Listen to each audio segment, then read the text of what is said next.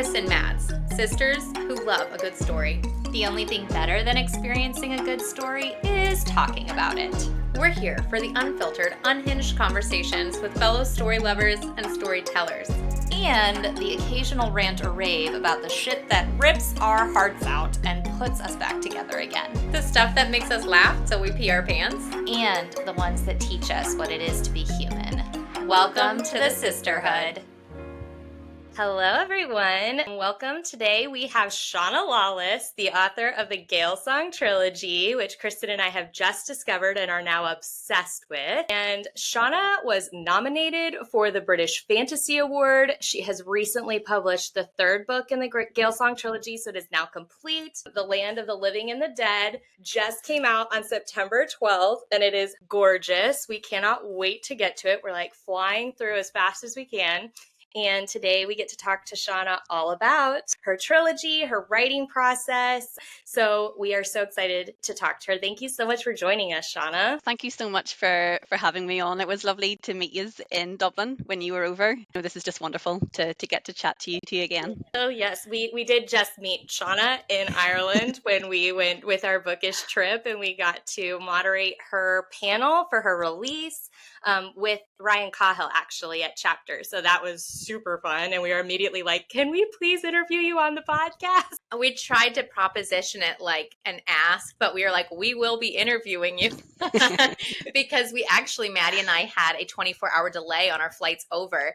And Ryan Cahill said, I'd love for you to do a panel with me and Shauna Lawless over her book. So Maddie and I both in a 24-hour period, we just read your book and I binged it and it was so fun. It was like when you have an addictive series or something that you just like, eating doesn't matter, going to the bathroom doesn't matter. It's just like a really good time. We were both in it like, what chapter are you on? What chapter are you on? We were buddy reading it side by side. Reading Children of God and Gods and Fighting Men, and it was so good. This is going to be so good to listen to this interview, even if you have not read the book, because this will be spoiler free. And we want this to get you as excited as we were reading this series. So before we get into the books and the writing, we're actually going to do Two Truths and a Lie, because this is what we like to do here on the Kris and Mads channel.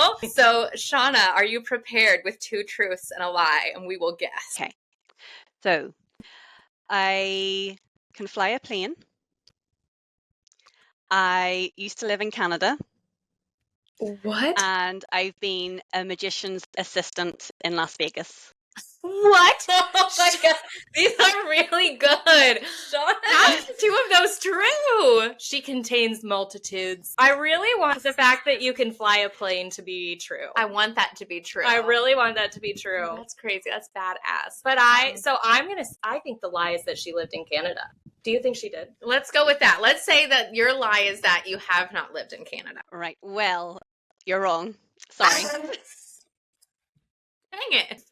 I lived in Canada for a year when I was about 21, 22. Me and my husband, who was my boyfriend at the time, we went out for a year after I finished university. The lie, and everyone who knows me will know this is a great big stinking lie, is that I can fly a plane because I'm quite scared of heights and planes. Oh, you just sold it to us so sincere. You were so honest in your I'm face. just such a liar. A liar. She went out the gate with her lie. She was like, get that out of the way. Yeah. This is why you're a good storyteller. No one can tell fact from fiction, which That's I it. think is where we should start. We should start with that the Gael Song Trilogy is a historic fantasy. So a lot of it takes place in Ireland. It's not a fantasy world. It is based a lot in true history. So talk to us about I guess first we should start with the premise for people who have no idea what your books are about. Tell us what the Gael Song Trilogy is about, and then tell us kind of what the inspiration for this series was. Okay, so the Gael Song is a historical fantasy that's set in Ireland in the 10th and 11th centuries. It's a time of really great upheaval in Ireland. Very famous battles happen in this era. But I've also added mythological tribes from Irish mythology, and they are also, I suppose, in conflict with each other in the story. So lots of politics, lots of wars, lots of mythology-based fantasy. And yeah, I find it hard actually to explain now because I'm now writing book 4. No, that's perfect. So wait, she just mentioned a book 4. Yeah. So it's not a completed trilogy. Rewind what we said. Fill us in, Shauna. Well, So this trilogy is era 1, and the next trilogy I'm working on is era 2. So they happen in different time periods, but some of the mythological characters and plot lines kind of link and weave through them, if that makes sense. Yes, because is it a spoiler to tell everyone that a couple of the main characters are immortal? I don't think that's a big spoiler because obviously they're mythological characters, yes. So some of the characters who have these mythological powers live for a very long time. They don't live forever, but they live for hundreds of years. And so those characters have potential to link the series, if that makes sense. Yes. Very exciting. So you just had your third book released this month. So anybody who wants to get started on this grouping, this trilogy, can Yes. have it can be completed and we can look forward to your next release. Exactly, yes. So this story is, this era is over once you hit the third book that's just come out. There is a novella coming out in a few months that's related to this era, but it's standalone. So you could read it at any stage, but this actual story finishes with the land of the living and the dead. Love it. Oh, awesome. Yes, I'm so excited that the story continues, but I also kind of love in a really long series when you can kind of bite into a chunk of it and kind of get somewhat of a arc within that chunk. It kind of makes it more digestible. I think so, yes. Yeah, that's so cool. Congratulations on Era 2. That's so exciting. Yes. Okay, so let's get into the inspiration, and we know a little bit, but tell us how you got into Irish mythology, how you know Irish history, how much of this did you just know from growing up in Ireland, and how much of it did you research? Let us know how the story got inspired. Well, so first of all, probably when I was like 4 or 5, my granny, actually maybe even younger, my granny wrote stories that would have been based in Irish folklore. So there would have been like fairies and leprechauns and mischievous characters like that. And she often would have her grandchildren as characters in her stories. So I know, so that was lovely because my granny died when I was quite young. And so I loved to read these stories then because it was such a link and a connection. And the stories were written for children. They were lots of fun, but obviously had a lot of Irish mythology and folklore inside them. So that was always where my fascination with Irish mythology started. And then as I got older, I began to read some of the actual legends that we would have. And I realized it's like, oh, like some of the names in these stories are in my granny's stories, so you kind of go, right, so this is where she got her ideas from, or, she probably knew all these stories herself. So then I started to read the original texts that the legends that we have are in. So some of them are 11th and 12th century documents that have been translated Amazing. by the various Irish universities into English, so you can read them now. And I just loved it. I loved how magical they were. I've always been into all types of mythology, so I would have read a lot of Greek mythology, and Greek mythology has a lot of kudos. It's if you study Greek mythology, you're studying the classics, and that's wonderful. But as I read Irish mythology, I did think, this is so good, but doesn't carry that prestige that maybe some of the more classical mythologies do. And so that always was something that niggled at me. I was like, no, that's not right. People should know some of these stories outside of Ireland. A lot of people in Ireland would know about characters like Cuchulainn and Finn McCool, but beyond those sort of stories, it's not so well known even in Ireland. So that was something that niggled and was always in the back of my head, that I wanted to do something with Irish mythology. And then when I started to get into Irish history, that's when the idea of linking the two really came about in a bit more of a solid way, I guess, than just sort of something rattling around in my head. Yeah. So just to get really specific for a second, our two main characters are two female protagonists. One of them is a fire wielder and one of them is a healer. Are those powers wrapped up in the original mythology, or is that from your imagination? No, that's from our mythology. So we have 4 cycles of Irish mythology. So the first cycle is the mythological cycle, and it contains all the stories about the battles between the Fomorians and the Tuatha Dé Danann. And so they are the 2 tribes in my story. So the Fomorians used to enslave the people of Ireland, and Balor of the Evil Eye had this big eye and that fire would come out of, and that's how he managed to kind of control everybody. And then the Tuatha Dé Danann would have characters like the Morrigan, and the Dagda. And these characters would have lots of different magical powers. So some of them would be warriors, some would be witches, some would be prophets and could see the future. Some would be healers, and like lots of different gifts they would have. And so these were my favorite stories because they were so magical, and they were the two tribes like I wanted to bring into my story, and it was their magical powers that I wanted to use as well. And in original Irish mythology, are they antagonistic, or did you create the feud? Yes. Did you create that? No, so that is a specific story, and it's called the Second Battle of Mutura, where they have a big battle and they are enemies in the battle. Although if you read some of the stories beforehand, some of them have children together. So it's kind of, and also some of them are related as well once you get to the Battle of Mutura. This is starting to feel like Game of Thrones. Yes, well, that's like definitely Tolkien, and I think like George R. R. Martin and Robert Jordan, like all of these writers definitely had read up on Irish mythology. Like I can see lots of it sprinkled in there. But yeah, so that's a very specific legend that I used, and that's when they have a battle and they use their magical powers against each other. And that was the basis for the magic and the mythology that I used in my story. So cool. It was so interesting when I started the book. I was starting to feel like, dang, this feels a lot like Desperate Housewives, but like make it Viking, there are some sinister characters in your book. And I love that you balance it out also with the characters that you want to be. And yeah. I don't know. You should talk a little bit to us about your choice of the two characters and why you chose to give a POV to both such different yet similar people.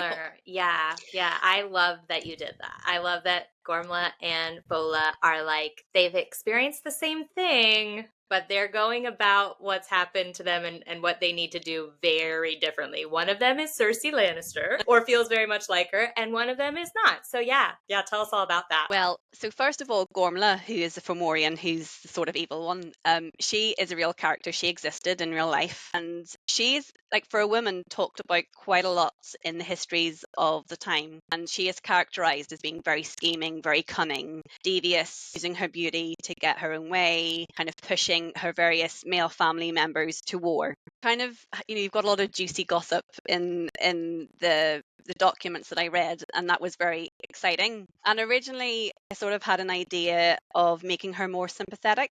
Like a lot of female characters have sort of been revisited in literature recently. Characters, like Anne Boleyn, who traditionally were kind of the harlot that broke up a marriage, but now are getting retellings where you would view them as being probably manipulated by male family members in their life, and all these things that have been blamed on them isn't really their fault. So I did initially think of doing that, and then I just thought, no, the scandal here is too good. We're going to make her probably worse, actually, than the historical records have her as being. But then, of course, felt to balance that out, I needed a character to be the opposite, because I suppose with historical fantasy, you're getting to critique conflict and the world, and it's human, right? So there's not elves and dwarves and, dragons flying around that can make things different, I guess. No, this is human. And a lot of the conflicts in the 10th and 11th century are so similar to the conflicts that we have now. And so I really wanted to have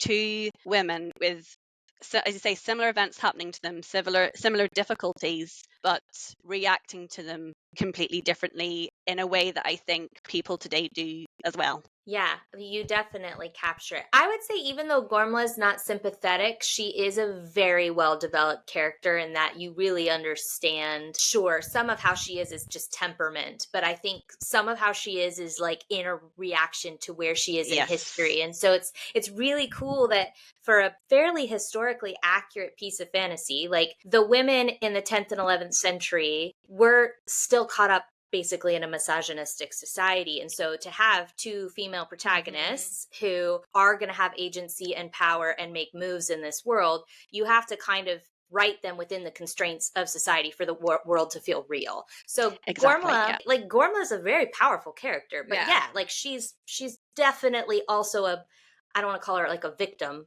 but kind of like a victim of the historic setting she's in. Yes. So Gormla she's very clever, she's very smart, but she is hampered, I guess, by the men in her life who have control over her. So they can decide who she marries, where she lives. And so a lot of the decisions that she makes are to take those decisions away from the men.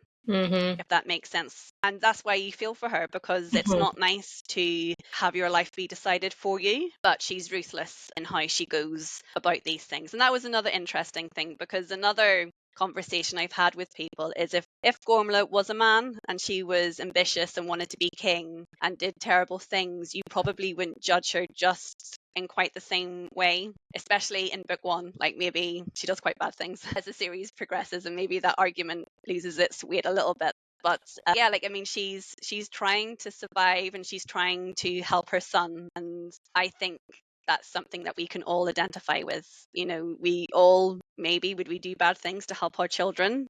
Would we do something bad if it meant we didn't have to marry someone that we didn't like?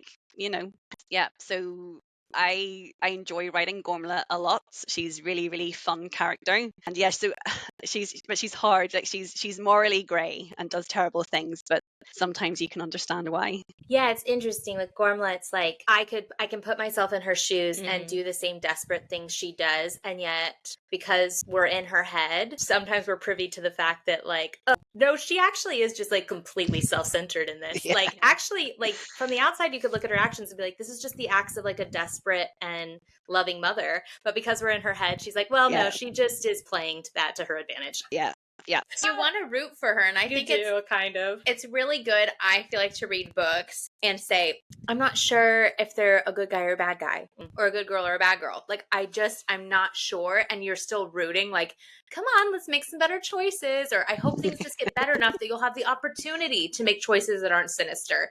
But like, where they are in the world, and because there's like the religion aspect, and you're trying to deal with people not knowing, like, the magic is so stifled in the society you created that they're trying to hide it. Yeah. So she's like fighting so many things at one time. You're like, I don't know what I would do in that position where I put there. So it keeps you turning pages, and it also makes you love when you switch over to the other POV and you're like, okay, so also this world could look like this.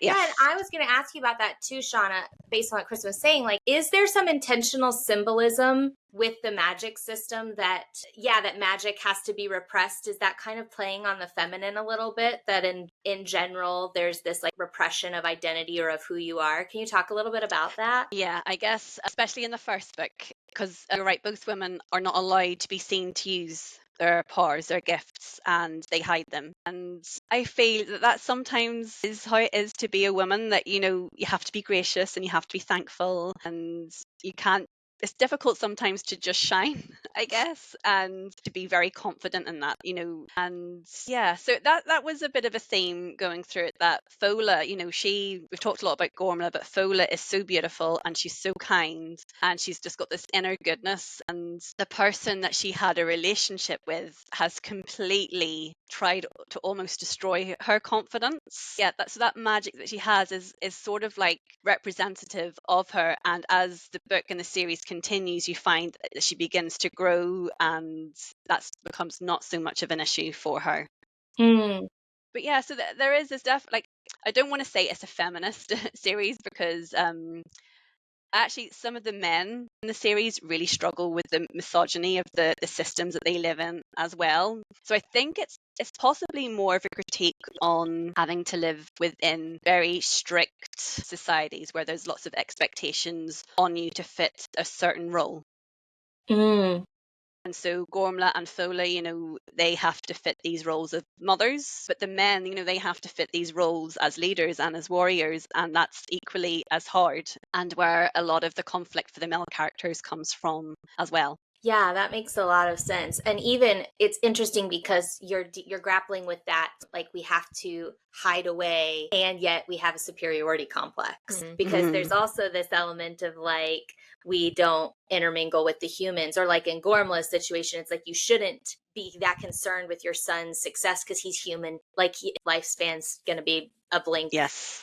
in the timeline. And so there is kind of this like classism or almost like racial superiority going on, and yet you're stifling it. So that's a really cool, complicated layer you added to the world. Yeah, that was a really enjoyable one actually, because that's the thing actually that I suppose makes Gormla sympathetic, isn't that she doesn't buy into that. Like, she does love her son and she doesn't agree with her other family members who are telling her to ignore him, whereas Fola has almost been indoctrinated with that thought system where, like, she's of the Tuatha De Danann, they're superior, they couldn't possibly mix with the mortals. She's quite frightened of them and sees them as being like very violent and antagonistic. But then once she starts to live with them, I suppose she realizes elements of that are true, but she sees those same flaws within her own people. And that's this class distinction that she's been brought up to believe isn't maybe very true. And I think, that's all people, however you're brought up, you can think people from other places or other religions are like different to you. But I think as you get older and you travel, you realize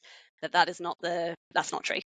We are all very, very similar, no matter where we're from or what like religious background we've been brought up in. We're all human, and that kind of whatever that humanity is inside of us, can be the same no matter who you are, gender, sex, race, anything. And so that was very important, I think, as well, to have the characters think about as well. I just feel like, I mean, we've touched on a couple of them, but I just feel like just in your first book, there's so much thematic fodder to chew on. And I am so excited to read the rest of the trilogy to just kind of like I love the action and the plot and the characters are so fun, but like there's a lot thematically that you're dealing with, and I think that's so rich, Shauna. Like, it's so refreshing and cool, and I think it really has to do with you being Irish yourself, being a woman, being a mother. Like, I think, I don't know, it's just baked in there. It's really cool. Oh, well, thanks so much. I like that reading your story, it can feel I'm a very sensitive person. So for anybody who's worried, you're hearing about there's going to be a lot of battles in these books and that there's some pretty unhinged women. But even with all the craziness, I loved that this book could handle really heavy themes in a way that was not just like, we're going to throw rape all over the place and we're going to make it feel like you're going to have PTSD reading this book. No. I don't really know a better way to say it, but I do feel like there were heavy themes about sisters and about loss and grief, and dealing with trauma, violence, like all of these things are in there, but I was able to get the gist, get the feelings, and be able to process things without feeling like, oh my gosh, like why is this happening? Like it just felt like I could actually enjoy a historic fantasy without that. You did it accurately, but with delicacy, Shauna. So we'd love to hear your take on that. I mean, we assume that was intentional, that you handled things like violation, violence, all those things, but with a lot of delicacy. Yes, that was intentional. And I think it's maybe just getting a bit older now, and like I was in my late 30s when I was writing this. I think like things like a sexual assault needs to be handled very carefully. I think if it's not dealt with properly, it's almost sometimes worse to have it in because you haven't dealt with it and it's just something that happened to someone and magically they've gotten over it, and that's not really the way I feel it is in truth, if that makes sense. Yeah.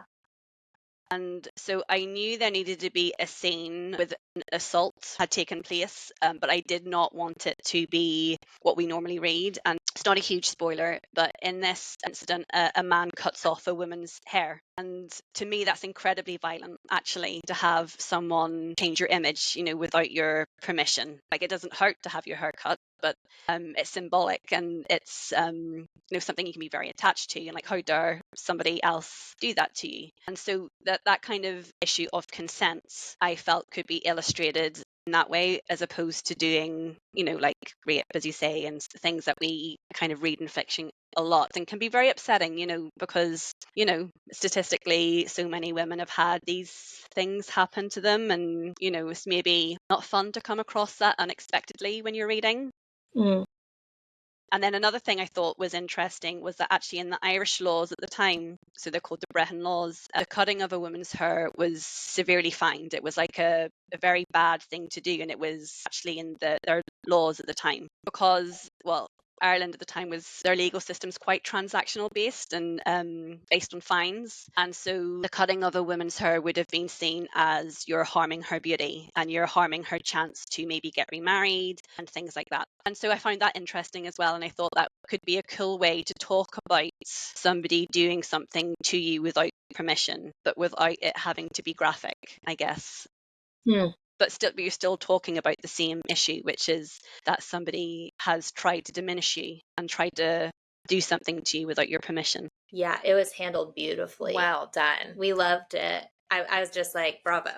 Like we got it, and we felt all of the like outrage. But yeah, without, as Kristen said, coming away from the story with like PTSD and shock. Yeah. And I do think maybe it's just me, but I steer clear of a lot of books that I feel like are going to leave me feeling yucky. And I felt none of those feelings reading your book. I just felt like I manifested it. I really believe in manifesting. And the way that Ryan was like, I just happened to be doing a panel with Shauna, it made me want to read your book.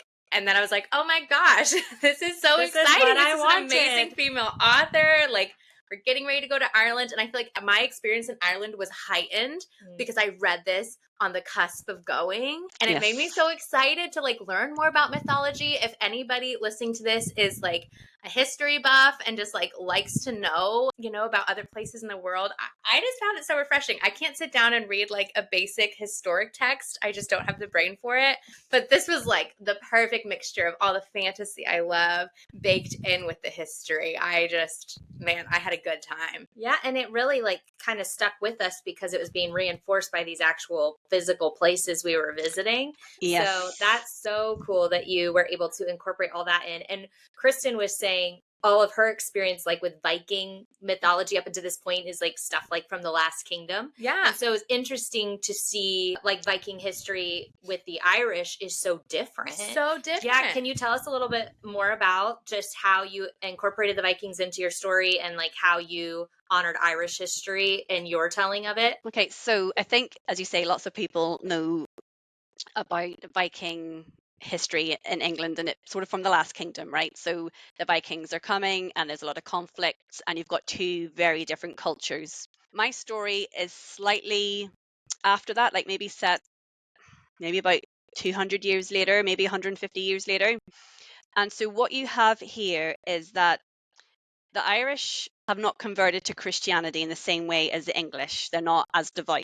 And actually, a lot of their beliefs are still quite pagan. And you also have the Norse families at this stage who have started to convert, sometimes for trade purposes because Christian kingdoms in Europe want them to be Christians, right? But they are also a little bit pagan. And so actually Viking and the Irish are more similar, I think. And so what has happened over the course of the invasion period is that the Vikings ended up settling on quite small pieces of land.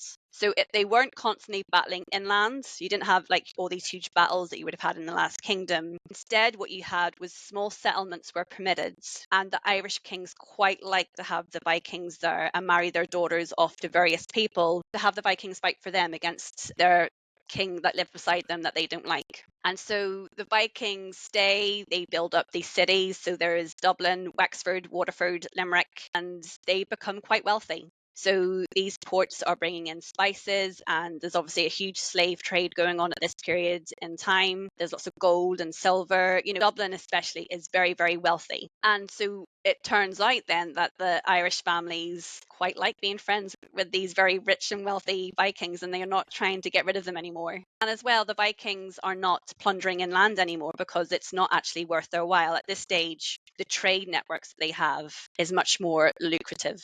And so there's not the animosity that you would have with like in the Last Kingdom stories. And I suppose if you read my book, you will see that the Viking families are intermarried into all the Irish families. Yeah, that's so intriguing. Yeah, when we were touring Dublin, we were like looking at the Viking artifacts, and they were explaining like right behind the church is where like the Viking settlement was. And we were just like, we know all of this from Shauna's book. We felt like we knew everything because we read here. Yeah. Not historians, but we do read fantasy. But it was really Cool. That stuff in my book is true. You know, the walls in Dublin are still there, and these are the walls that started in the Viking Age. Christ Church is in Dublin, which is a big church, and Citric Silkbeard founded that church, and he's in my series.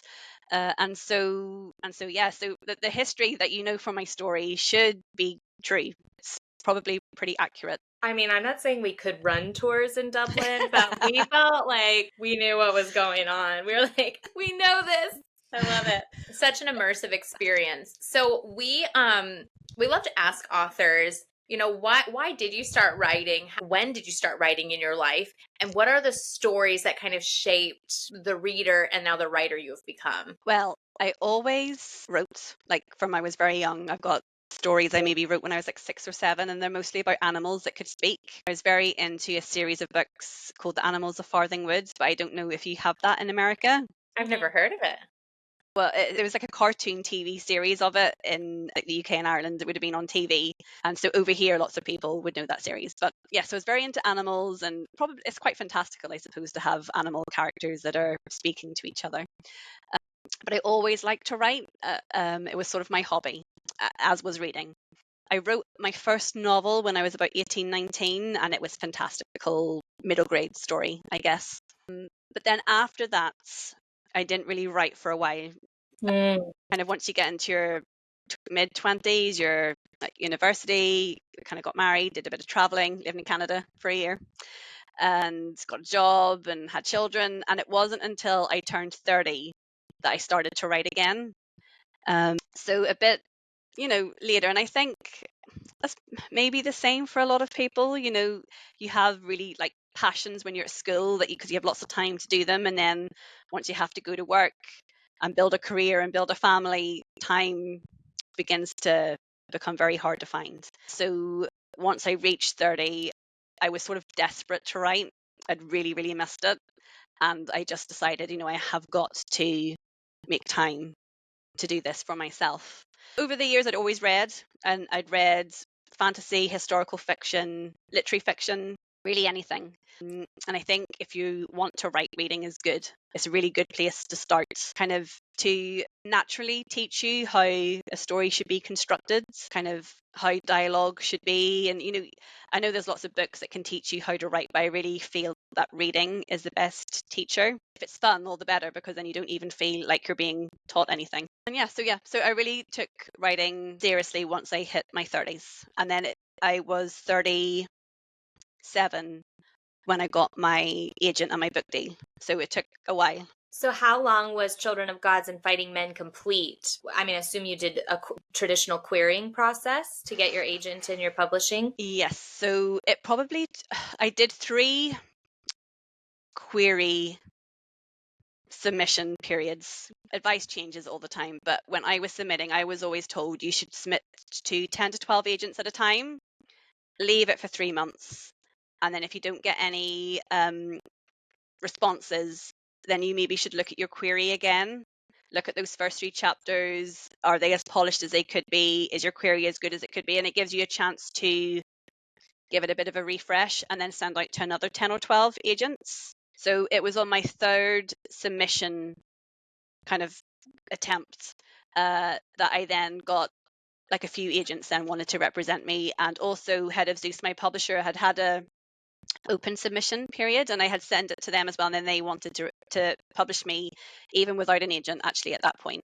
So exciting. Yeah. And so then, as this is such a success story, but so as a debut author, went in for a 3-book deal. Yes. That's so exciting. That's what I wanted. That's what I pitched it as. Publishers don't give you really any more than 3-book deals. It's very hard to get long series published these days. They have to do well. Otherwise, I suppose the publisher isn't interested in continuing a series. So I was very lucky. I initially got the Trilogy deal, which is what I wanted. And then I'm extra lucky now that they've extended the series and given me a 2nd trilogy in the kind of Gael Song world. Yeah, I'm not surprised at all that it did get picked up, because I think it is so, for heavy fantasy readers, it's so reminiscent of things that we love. But I think because it leans into historic fiction has this, like, it just feels fresh. I think you have a very fresh voice. I think that the two main characters are very fresh for people to read. And like I said, I think a trilogy is pretty easy to bite off with like an untested author. You're just like, well,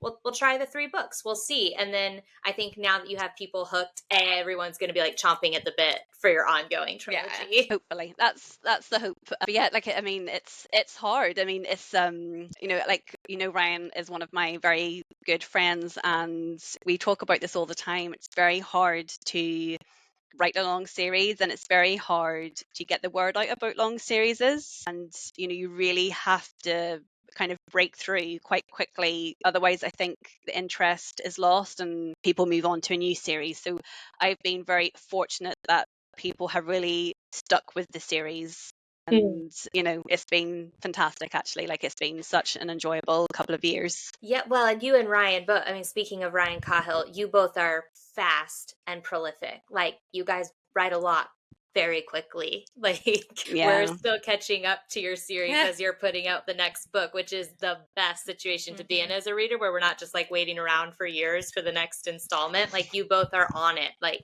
because you both write every day, right? Yeah. Well, I've got 3 children, and so for me, when they're at school, so from 9 to 3, right, Monday to Friday, that is just my office hours, essentially. I'm very protective of that time. And Saturdays and Sundays, I try not to write, because obviously the kids are home and you want to do fun things. But whenever deadline is looming, I do have Saturdays and Sundays that I can kind of pinch a few hours as well. But I think being very structured, I guess, for me helps. And you don't have to write a huge amount every day if you write consistently, if you know what I mean. So if I write maybe like 2,000 to 3,000 words 5 days a week over a month, that's quite a lot of words. Yeah, so for me that works. I loved when we went to dinner after your panel. You were talking about when you started writing that you needed it. And I feel like so many women and mothers need this. Like, you almost have to claim your time. Say, actually, we're going to pencil this in. And you had mentioned that you and your husband would switch off bedtime routines every other night, and that you started writing just every other night in that time. And it's such a like beautifully inspiring and honest thing to tell us, because we're not writing, but we have this business that we're building, and we're both mothers as well. And sometimes it feels like, can you really be successful if you don't have 40 hours a week to give to your passion? And I was like, okay, this girl writes brilliant books. And she started with, you're not doing that now, but you started with just this beautiful, like, hour reclaiming. Or 2. Yeah. Yeah. Sprinkles of time. Tell us the full story, Shauna. Tell us the story of how Children of God and Fighting Men got written. Yeah. So whenever I was writing my first book, so I said I was 18, 19. I mean, like, I could wake up at 9 a.m. and I could write until 10 p.m. No bother. And to me, that was like, that's what you did if you were a writer. But obviously that is not reality once you move beyond kind of that age bracket, because whether it's family and children, or if a full-time job, or you've got friends and family that you need to see and look after, you don't have these huge like blocks of time anymore. And so once I hit 30, and it was really my 30th birthday, that it was a bit of a, I suppose you're changing age bracket, and highlighted to me, right, you really want to write. What are we doing? Like, how is this happening? Because you miss it so much. And so that was the thing me and my husband came up with, is at this stage we had 2 children, and he was like, right, we would do bedtime routine every other night. That would be good for you. It'll be good for me. So whenever I'm doing the bedtime routine, you have an hour and a half every other night to write. And it doesn't matter, at the start you're like, well, I won't get very much done, and that's really slow. But he's like, well, it doesn't matter, because eventually it'll get done and you'll have fun, and we'll just see how it goes. And then his hour and a half, he was like, well, maybe I'll go to the gym, or I'll do something with my time, and that's important for him as well. But what surprised me was, because I started on the 1st of September, and I know on the 31st of December, which was 4 months later, I think I had like 80,000 words in a Word document. Oh my God. Yeah, and it was lots of pent up story had sort of come pouring out, and it wasn't a very good story, but I think it just shows you, if you are conscious of your time, you can get a lot done. And that hour and a half, I mean, I just wrote. I did nothing else. I didn't go on social media. I didn't check my emails. I didn't turn the TV on. It was just right. And yeah. And so for me, it was really kind of resetting my brain to be, this is enough time. There's no deadline at this stage. I'm writing for fun. So it doesn't matter essentially how long it takes to finish anything. You just have to keep going. And yeah, so it's always my advice to women especially, that if you have a passion or something that you love, you can do it and you should do it, I think. And it's the same for men as well. It's modern day living. You are racked with guilt. If you work, you're not enough time at home with the kids. If you're with the kids all day and not working, then you feel guilty about that. And I think it is just sometimes setting priority for what you need for your head space. So whatever it is, if it's you want to go running, if it's you want to take up dancing, if you want to write, if you want to read, it's okay. It's okay to allot periods of time for yourself to do that. And I think it's really powerful sometimes to have limitations on your time. Like, it makes you focus. Yes. I was so focused. I was way more focused then than I am now. So now I have 9 to 3 every day. So I come home and I'm checking out my emails and social media. And sometimes I look at the clock and it's 9:45 and I'm like, oh, I just wasted 45 minutes, and I didn't really do anything. Yeah, well, when I had my hour and a half, literally nothing would distract me because I was so super focused. And all the time you're not writing too, you're probably thinking about what you're going to be writing. So when you do sit down, you're ready to free flow because your brain has just been percolating on all of your ideas.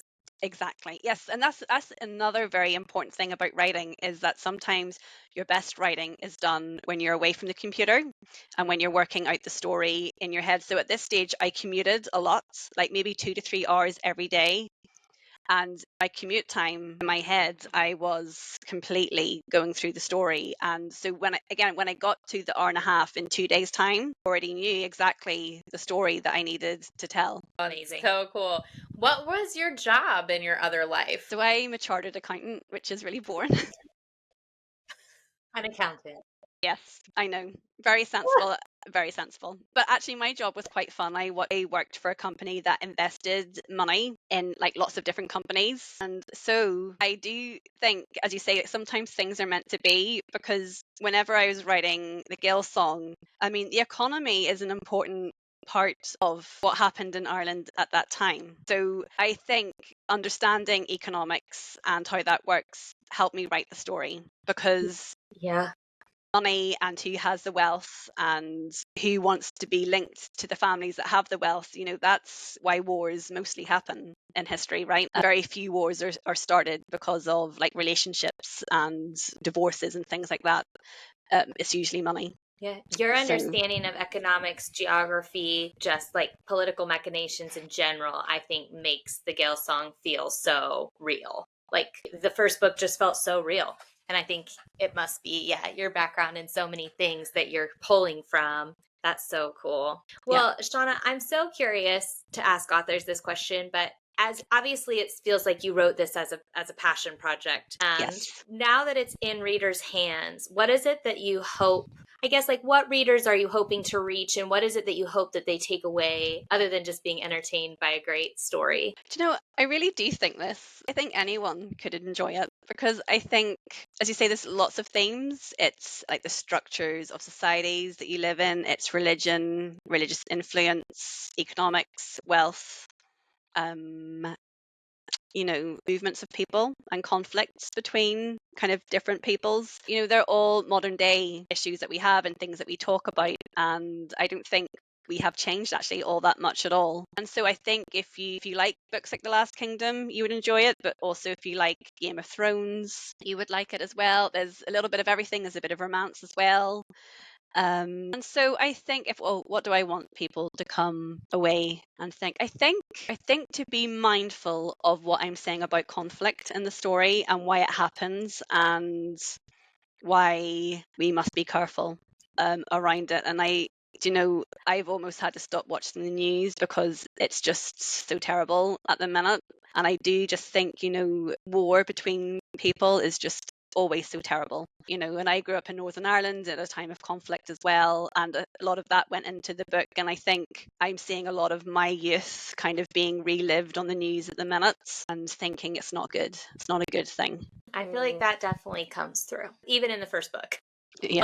Like the conflicts feel avoidable and so brutal. And so Yeah. it's like, At what cost, right? At Like what it's cost? worth it. Yeah. That really does come through, Shauna. That's so cool. Speaking of Game of Thrones and The Last Kingdom, I would be so happy to see your books on the screen. I think it would be like the show that I'd get together with my girlfriends every time a new episode was released, and we'd like watch it together. It's like you said at the very beginning of the interview, Kristen, like this did kind of feel like Desperate Housewives, but make it Viking. And what you just said, Shauna, like it's so, yes, it's historic, but like we're still involved in the same petty shit. It's now still happening. Yeah. And Yeah. so, I could totally see us all sitting down and watching a screen adaptation of this and just feeling like, oh, this is so relatable. Yeah, well, I would absolutely love that too, obviously. I think there is a lot of themes that would resonate with an audience, and it's different as well. Like this period of Irish history has never been on a TV screen, ever. I've never, ever seen it. We've had, there's so many kind of films and TV shows about English history and monarchies. So yeah, I think it's, if somebody out there wants to give Ireland a turn, you should.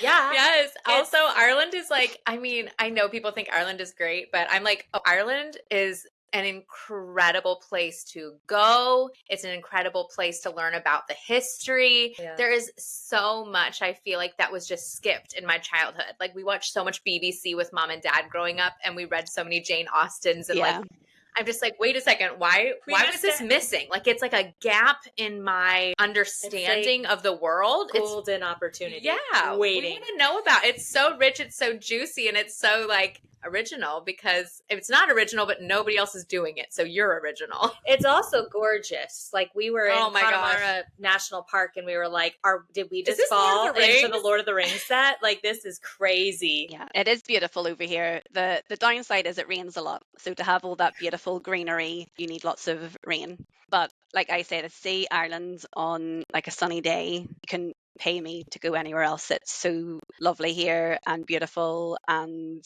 yeah, I love where I live. I really do. We love it too. We're so lucky that we got to go and visit.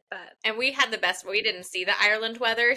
We just only had sun for 14 straight days. It was bizarre, but I do think that for readers, though, we love a good cozy, rainy, dark. Like it felt so moody, and that's what we thought we were going to get, but we didn't. It was beautiful every day. But I do think, I feel like more people need to go there. And if you go to Ireland, you need to read these books. Even if you don't go to Ireland, you need to read these books just to have an understanding of a beautiful place. And this is such a fun story. I'm already like, the next book is ready to go, because you signed my book too. They had the hardcover.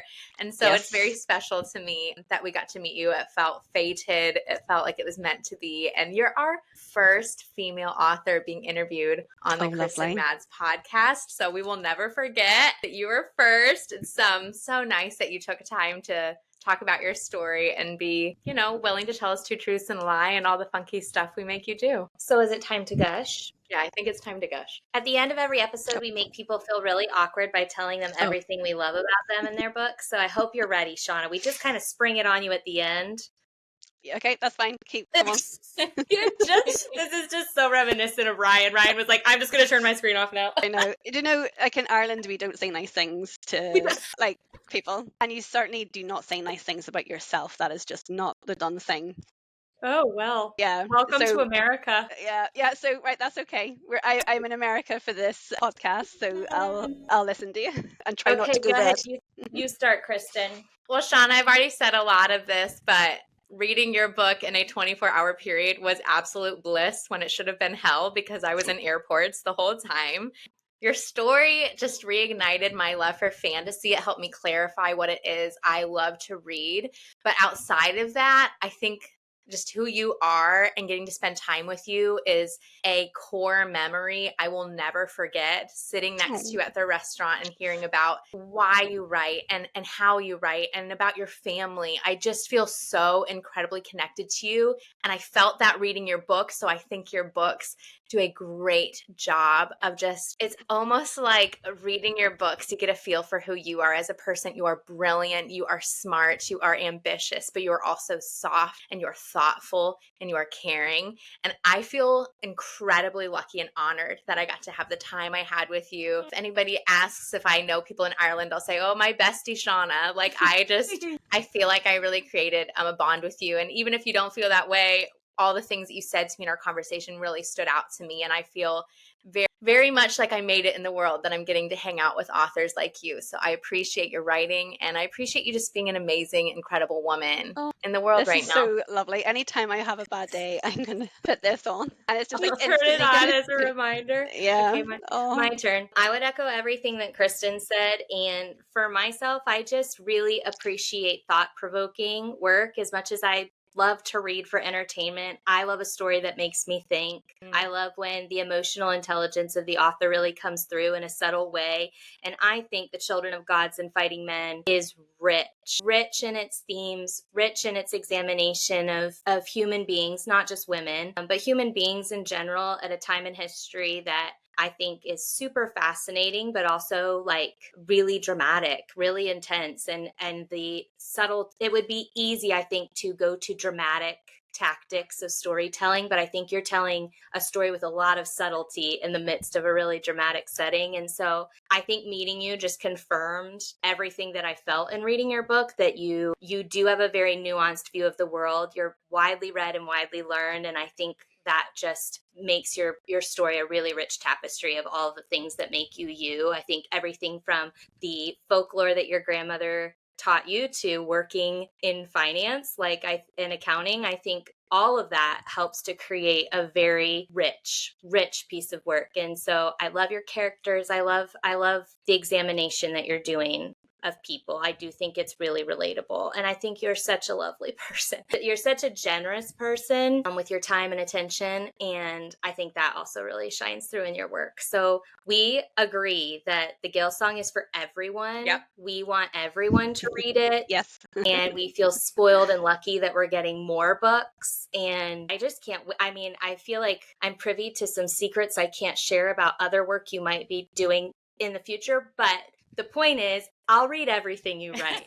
I'm so excited for all of it. And we are so grateful that you took the time to speak with us today. We're so grateful that we got to moderate your panel in Dublin. And we're just so excited for all of your success. And we're along for the ride. We are so excited for everything else you're going to put out. All right. Well, thanks so much. That's just so lovely to hear. And also to say to you, like, it's so nice to have, people who love books and talk about books and amplify books.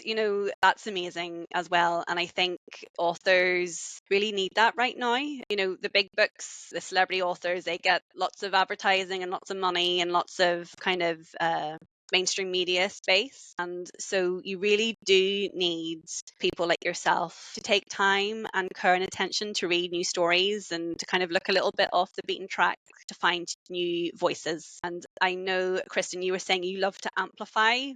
Is that the word that you would use, like to kind of help amplify like amazing things that people are doing? And that's just like a very powerful thing to do for other people. Yeah. Yay. It's our pleasure. Literally. It's literally our little girl's dream to be doing this. So. Well, that's perfect. And I'm so glad that you're doing it and you decided to do it, because I know we were talking about that as well. And it is hard to take leaps into the unknown and to try something different. Well, you're clearly meant to be doing what you're doing, Shauna. Like, it's beautiful. Why don't you go ahead and tell our audience just where they can find you? And we all 3 books are now available, so you can get The Land of the Living and the Dead, book 3, and the Gael Song trilogy anywhere books are sold. But where else can they find you, Shauna, online if they want to kind of follow along with what you're doing next? Okay, so my website is www.shaunalawless.com. So very easy. I have a newsletter. And so if you really want to stay up to date, I would suggest that you sign up to my newsletter. Doing it immediately. Yes. So on Twitter and on Instagram, you'll see my link tree at the top of my page, and it has the link to newsletters. I post quite a lot on Twitter and Instagram. So, even if you follow me on social media, you'll hear what I'm up to as well. I do lots of events. Like I try to go to a few cons every year. I try to do a few podcasts and talk to people online and chat about books. So if you want to hear, and also if anyone is listening and they want to ask me questions or message me, you can send me a message on Instagram or Twitter as well. Her DMs are open, everyone. Yeah. Well, for nice conversations, don't anyone send me anything mean, please. There will be no assholes sneaking into your DMs. We will come after them. Yeah, we will take care of them, Shauna. You screenshot it, send it us, and I'll say on it. Well, thank you, Shauna, so much for joining us. And thank you, everyone, for listening. We will talk to you in the next episode. And we hope everyone goes to check out the Gael Song trilogy. Yes. Bye, guys. Thank you. Bye.